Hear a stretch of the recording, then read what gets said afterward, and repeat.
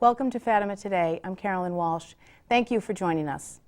Almost 100 years ago, in 1917, Our Lady of Fatima appeared to the three young children in the hills of Fatima, Portugal.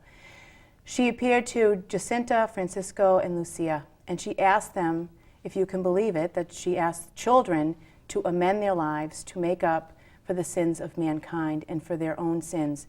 On her first apparition, she asked them, "Are you willing to offer yourselves to God and to bear all the sufferings He wills to send you as an act of reparation for the sins by which He is offended and of supplication for the conversion of sinners?" And these three children said yes. They totally submitted their lives to God and to the Blessed Mother, and they were obedient in their prayer and in their sacrifices and in their suffering. How many of us can actually say that we always say yes to those sufferings that God has willed for our own lives? Well, some of that suffering can be difficult. We know that. It can come in many different forms, whether it's financial or emotional or spiritual or physically through illness, which is really a tremendous burden for many people. For all of us, really. It affects us either personally or with loved ones. And it's hard for us as Catholics to know how to make the best decisions and how to make the choices that are in line with our faith. And we all want to do that. We're drawn to doing that, but we don't always have the tools available to us. Well, we have a wonderful guest with us today, Pat Stewart. Pat, thank you very much for joining us. Thank you for having me. And Pat has two things that she's written that are tremendous help. And the first one is the Healthcare Decision Guide for Catholics, How to Make Faith-Based Choices for Medical Care and Life-Sustaining Treatment. And she's also written something that it can be an addendum to your healthcare proxy form at hospitals called the Catholic Statement of Beliefs and Decision-Making Standards for Medical Care and Life-Sustaining Treatment. Pat, these are wonderful publications that will help many of us, and I thank you for your work, and I thank you for being willing to share it with us. Thank you for having me. Let's let our viewers know a little bit about you. You practiced law for 20 plus years? 20 plus years as an aviation litigator, representing people who had been injured in airplane accidents. You're a lector? Correct. An extraordinary minister? Yes. The director of initiation? RCIA. RCIA at your parish? Yes. And greatly we appreciate your efforts here at Fatima because you're part of the crew. That's right. With us. So this has been a wonderful journey for us to watch you develop from the initial inspiration to the idea actually taking form, and now to have the physical material form of this good work that's come to fruition and having it here on the show. So thank you. This was, you got to this book in a bit of a roundabout way. So I like to tell our viewers that you started writing another book that I hope that you ultimately write. I won't tell anybody the title because I don't want to commit you to it. But you set up your own printing press. Well, I set up a publishing company, Sweet Apple Press, about 6 years ago because I was working on another project, looking for something as I was winding up my law practice. I no longer had the desire to do the litigation work I had been doing and was seeking something else, and came up with this idea to do some writing, set up a little company to publish that book, which is still in manuscript form, but put it aside, did some work as an editor for an online legal publisher for a few years while I was praying for some other direction for my life, and then came up with the inspiration to do this healthcare decision guide, and was able to resurrect my little publishing company to actually be the promoter for this book. And this, the development of this guide came, it's important for us to know that it came on the heels of the death of Terry Schiavo and John Paul II, which were two deaths juxtaposed to each other that raised many questions for Catholics. Correct. And in our desire to do as Our Lady of Fatima asks us, and as the children did, we want to do things in line with the Catholic Church. We want to make the right choices when we're in situations like that. This is a guide that cuts away everything that we heard in the media that was confusing or unclear, all the opinions that were floating around out there, and you have succinctly taken church doctrine and translated it into a language that even I can understand. Well, you're absolutely correct. This was all spawned as a result of a month after the death of John Paul II, April 2nd of 2005, and Terry Schiavo on March 31st of 2005. Events transpired that got me thinking about making a faith-based healthcare document, advanced healthcare planning document for Catholics to use, so that if they're in similar situations, all of the confusion and uncertainty of those choices would be done away with, because you'd have it in writing what those decisions should be and what your preferences are. So I started doing the research, educating myself, because I knew no more than the everyday Catholic on the street what was the Church's position on these things. What did the Church want us to do? And you're right, there was a great deal of confusion, even amongst theologians at the time. People may recall, well, what should we continue to give the Pope or Terry Schiavo nutrition and hydration intravenously or through artificial means, or should we not? And in the case of Terry Schiavo, the decision was made to withdraw her feeding tube and her water support, with the consequence that she died of dehydration. And the day that she died, ironically, the feeding tube was inserted in John Paul II, and he did survive for another 2 days. But he was teaching us how we were to die at that time, in keeping with the Church's doctrines. Right, which was such a gift to us. We're going to focus mainly today on the addendum that we can attach to the healthcare proxy form that we would fill out at a hospital, or that we would have our attorneys draft for us. I don't want to be confusing about this, but there's a pretty standard form in the state of Massachusetts. Right. To begin, there are legal documents which allow a person to appoint someone to speak for them and make healthcare decisions for them if they're no longer able to make those decisions for themselves or communicate them. The names of these documents vary from state to state. They're similar. They all do basically the same thing. In Massachusetts, it's called a healthcare proxy. In Minnesota, it's called an advanced healthcare directive, or they also call it a living will.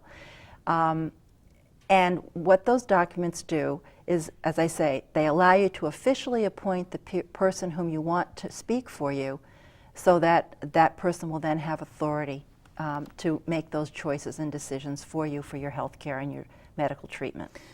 I want to go through that so that our viewers can understand the content of it, but before we do that, I'd love you to read the foreword of this book that was written by Father Taselli, who's a professor of philosophy at Boston College. It just encaptures really the mission of this work and the importance of it in our lives as Catholics. So would you oblige us Certainly. And read that to us? Father Taselli was very kind and generous in writing the foreword for me, and this is what he wrote. It was all so simple then. Those who are old enough remember what it was like to be taught about the last things. Heaven or hell lay before us. Either we would make it and enjoy the presence of God and the company of the saints forever, though most of us would have to pass through the vestibule of purgatory to get there, or we would lose everything and suffer that ultimate loss for all eternity.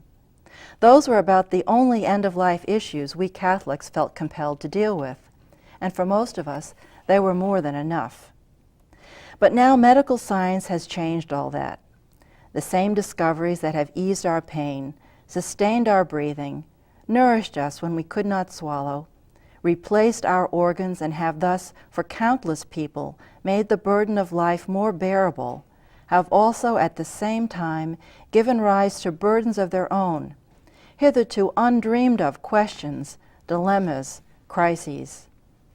If you've ever dealt with the contemporary healthcare system on behalf of a terminally or just seriously ill loved one, you know exactly what I mean.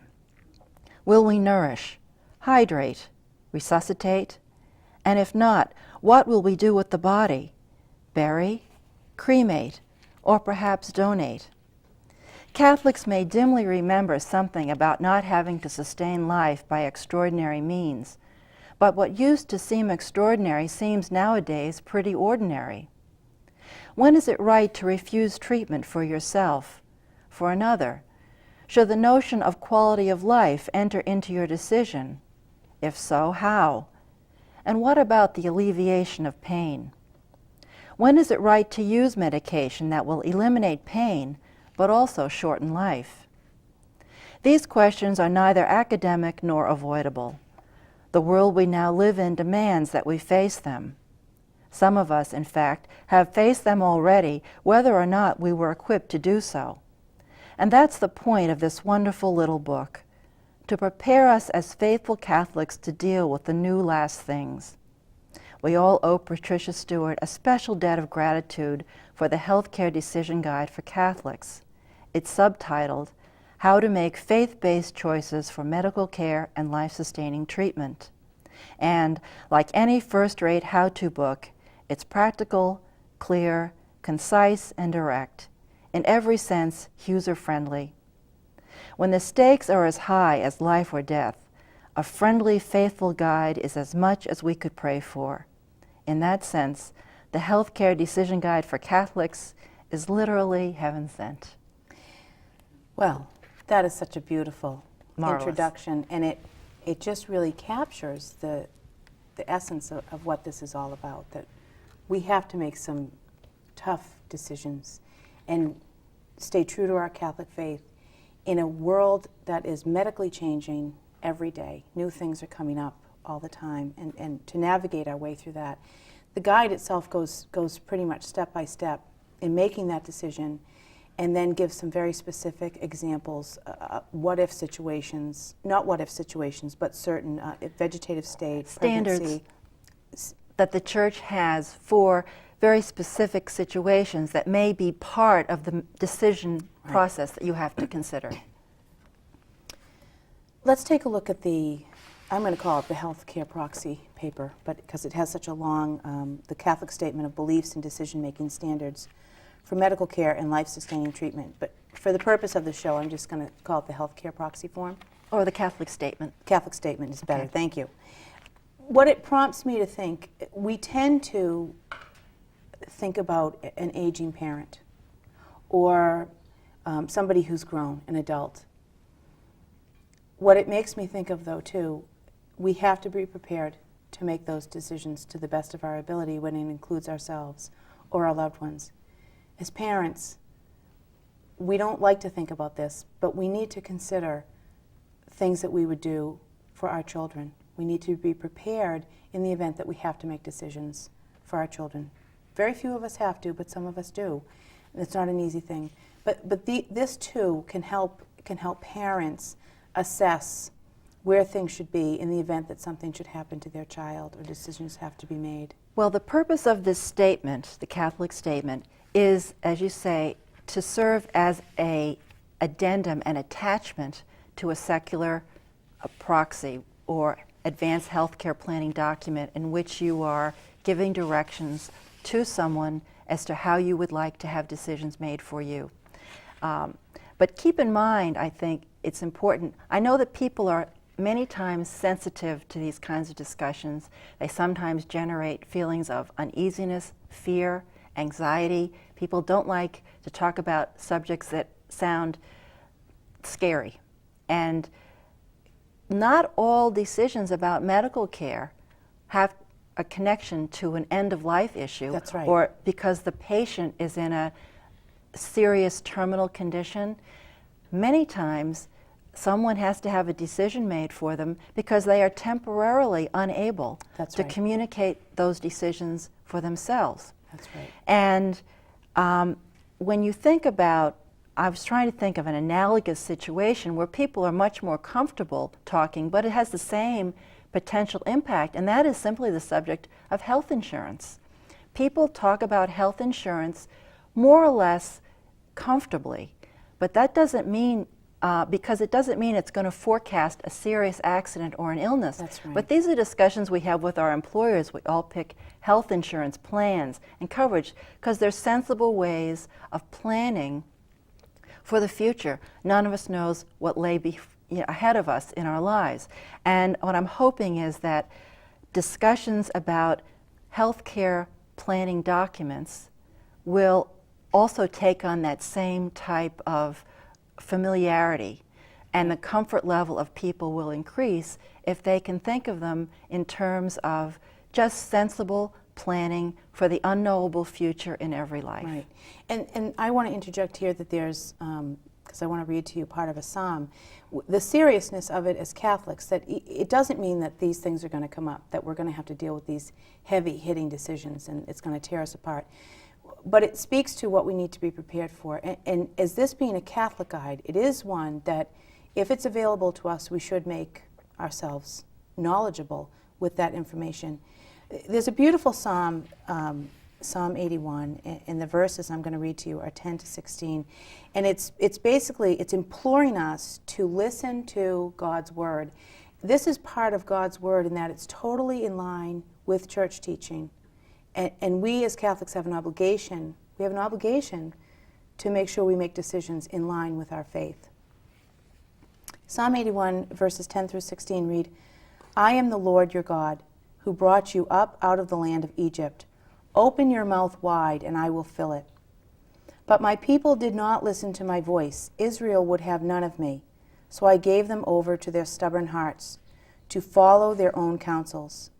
Oh, that my people would listen to me, that Israel would walk in my ways.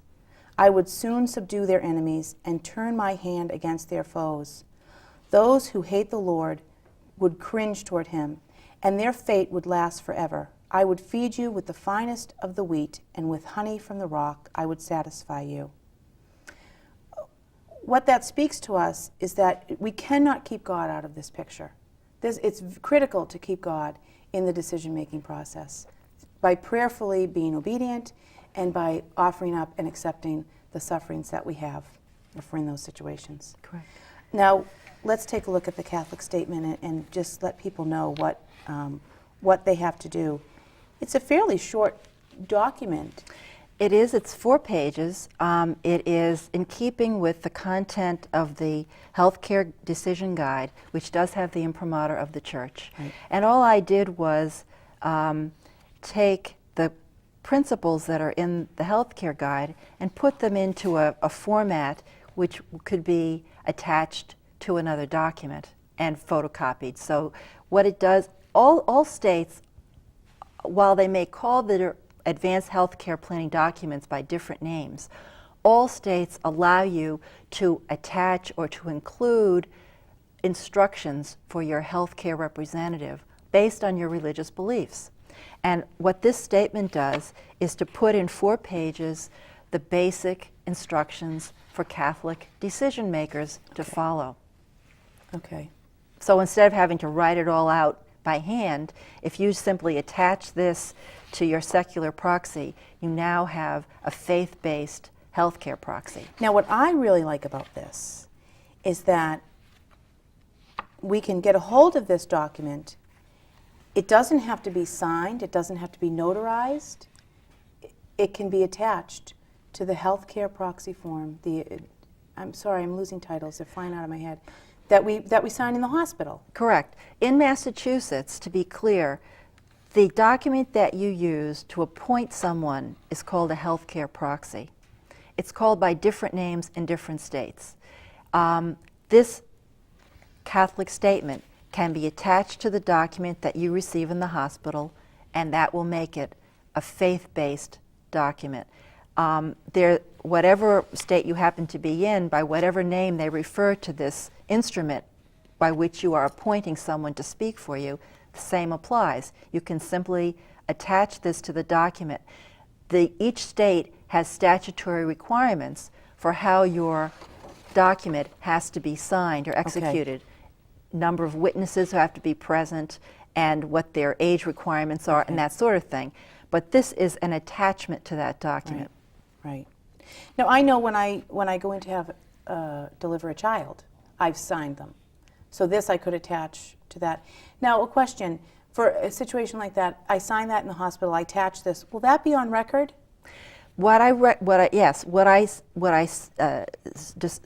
describe in the little book as a procedure for people to follow with respect to handling these advanced healthcare planning documents, which is sort of a generic category for these instruments, is that you sign them and make copies, and you keep, or you can give keep the original. You can sign more than one original. You can give a copy to your doctor and to the hospital where you are admitted or where you may likely be admitted in the event of an illness, and you tell them to put it in your medical file. Okay. You give a copy to your healthcare representative and to your alternate healthcare representative, who is the person who you appoint to represent you if your first choice is for some reason unavailable. And you give a copy to an attorney, if you know who that might be, who would be likely to be involved if a dispute arises about your medical treatment. Okay. You keep a copy for yourself in a safe place, and you let someone know where it's to be located, where it is, if it has to be found. The more people who know about this being available, the better. Right. And so it's not something that you keep secretly, as you might keep a will. This is to be out there so it's available to the public. And in fact, in the healthcare guide, I even include a little punch-out card that you can fill out after you've signed your healthcare documents, which simply states, I have executed an advanced healthcare planning document for Catholics. If it's in a medical emergency, call my representatives whose names and phone numbers are on the back side of the card. Right, that is excellent. And you can put that in your wallet or purse, and then you've got it available if you're in an automobile accident or something and they don't know who to contact, and there it is. That's excellent.